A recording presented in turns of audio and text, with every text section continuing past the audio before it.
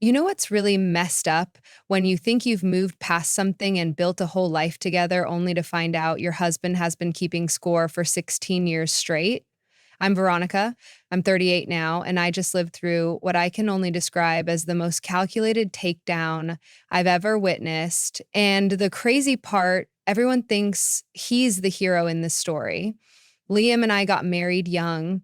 I was 22, he was 24. We were both complete disasters back then, coming from families that would make Jerry Springer episodes look wholesome. His dad was a violent drunk. His mom was strung out on pills half the time. And my family wasn't much better with the emotional abuse and neglect. The difference was I learned to adapt and survive, while Liam spent years in therapy programs acting like he was on some spiritual journey to enlightenment. Don't get me wrong, good for him for getting clean and working on his issues, but he never let anyone forget that he was the one doing the work while the rest of us were just winging it through life. He went to AA meetings religiously, did individual therapy, couples therapy, family therapy, you name it. Liam was there with his little notebook, taking notes like he was studying for the world's most important exam. Meanwhile, I'm working full time, trying to keep us afloat financially while he's off finding himself. We had this whole plan mapped out like we were running a corporation. Kids would start at the 5-year mark, house would be paid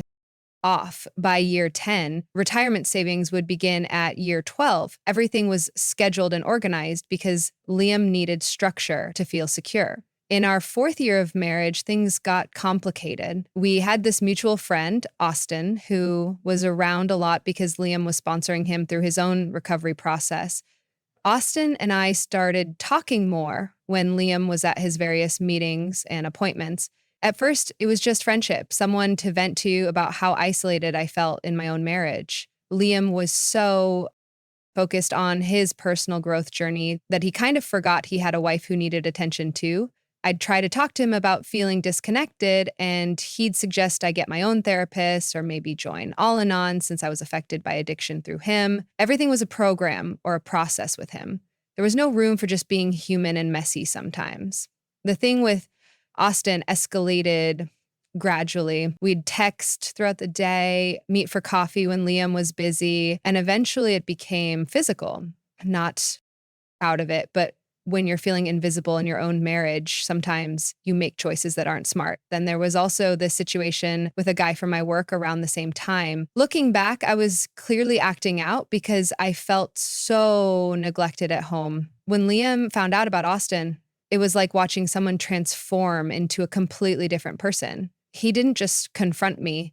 He had evidence, printouts of text messages, photos of us together, a whole timeline of when and where everything happened. I found out later he'd been suspicious for weeks and had basically turned into a private investigator. Of course, I denied it initially. Who wouldn't when your husband aims you with what looks like a FBI case file? But when someone has screenshots of your conversations and knows exactly where you were on specific dates, there's not much room to maneuver. When I finally broke down and admitted everything, you'd think he might acknowledge that our marriage had other problems that contributed to the situation. But no, according to Liam, I was just a cheating wife who'd betrayed his trust, and he was the innocent victim who'd been stabbed in the back by his best friend and his wife. There was no discussion about why I might have been vulnerable to Austin's attention, no examination of how Liam's emotional absence might have played a role, just me being evil and him being wronged.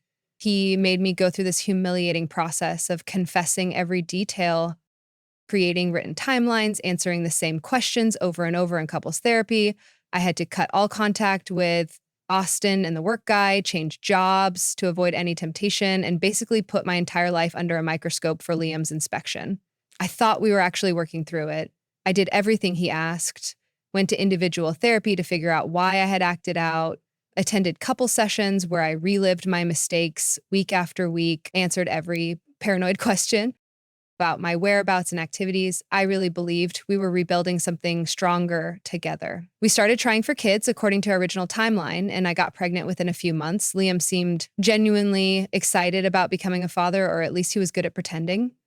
I thought having a baby together would finally close the door on the past and give us something positive to focus on as a family. What I didn't know is that my husband had turned into some kind of forensic accountant with my personal information. While I'm dealing with morning sickness and all the exhaustion of pregnancy, Liam is going through my medical records, like he's preparing for trial. He found a receipt for Plan B from around the time I conceived and just kept it for months. Picture this: I'm carrying his child, going to prenatal appointments together, picking out baby furniture, talking about names, and the whole time he's sitting on this piece of paper planning my destruction. He waited until I was 2 weeks postpartum to confront me with it. I'm exhausted, hormonal, trying to figure out breastfeeding. And Liam walks into our bedroom holding this receipt, asking why I took emergency contraception if we were actively trying to get pregnant. How do you even respond to that when your brain is mush from sleep deprivation? The timeline was confusing. I'd taken the Plan B after sleeping with the work guy.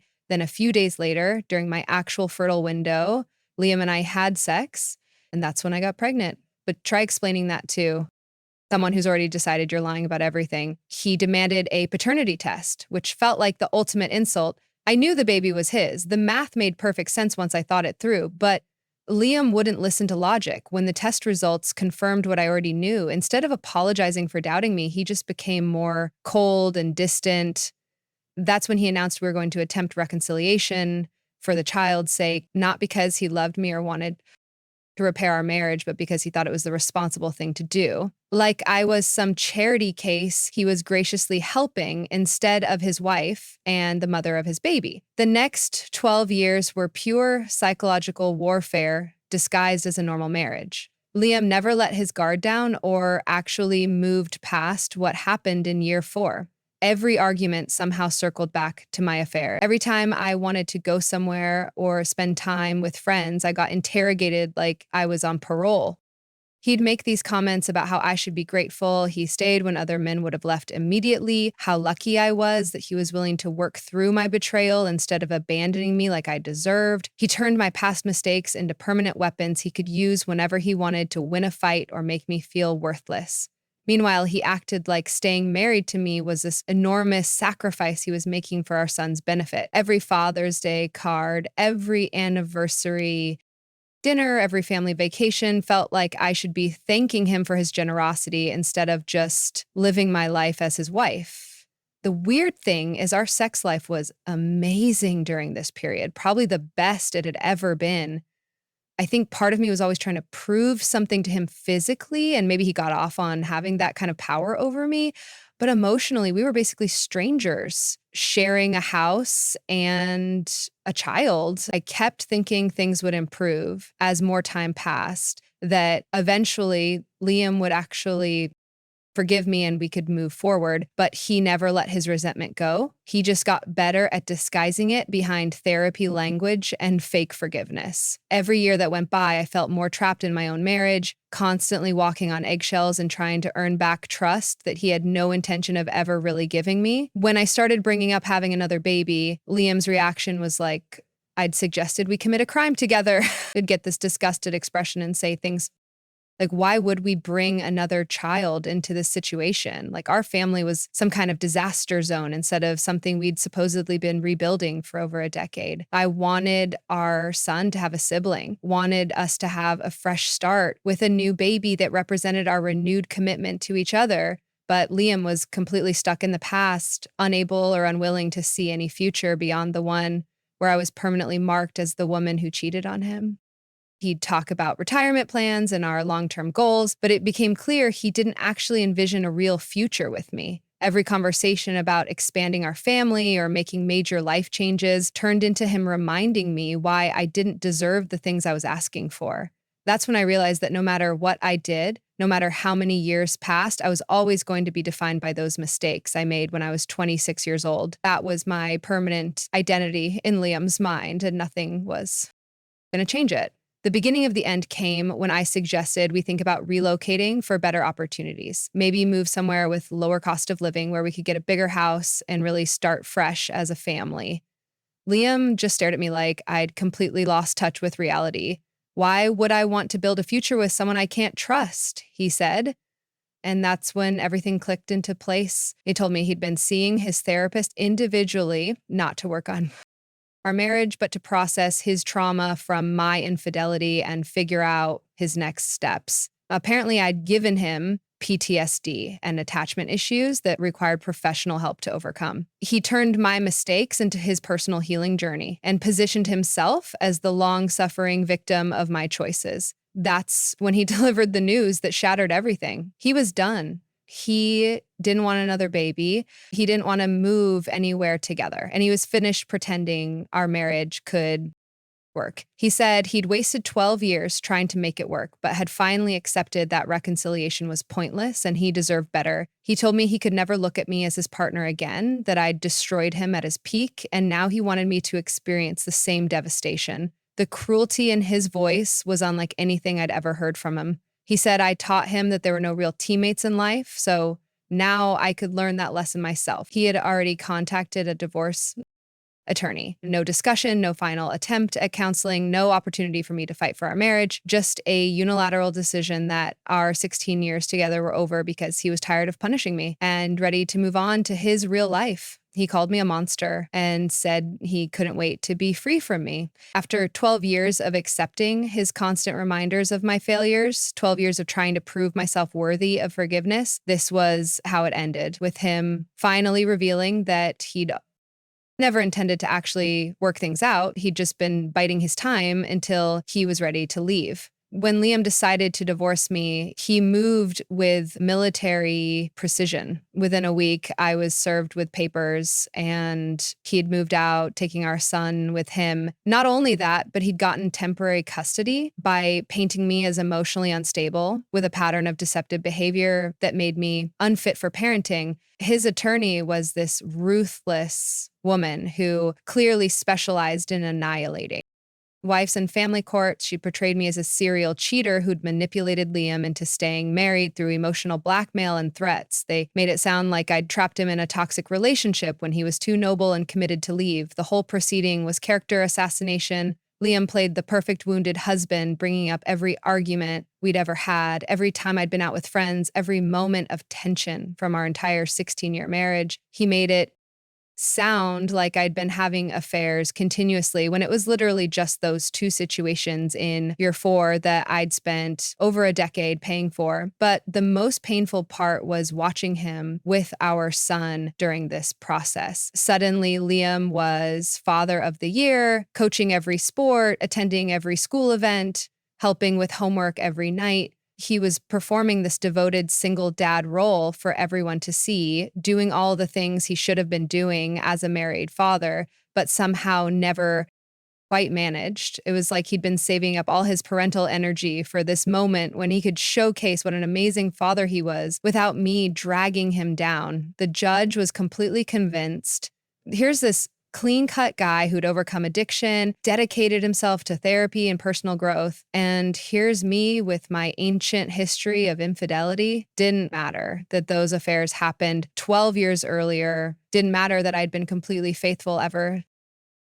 All that mattered was the narrative Liam and his lawyer created. I was the toxic element in our family, and everyone would be better off with me minimized and contained. I tried to defend myself, tried to explain that my mistakes were ancient history and that I'd spent over a decade proving my commitment to our family. But every time I spoke up, they twisted it into me being manipulative and refusing to accept responsibility for destroying our marriage.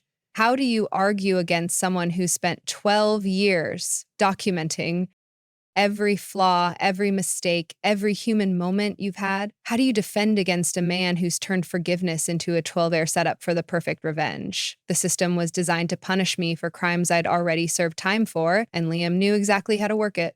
18 months later, our divorce was finalized. Liam got primary custody of our son, and I was ordered to pay him spousal support since I'd been the higher earner throughout most of our marriage. The irony wasn't lost on me. When we were married, my career success benefited both of us, but in divorce court, it became my personal burden to carry.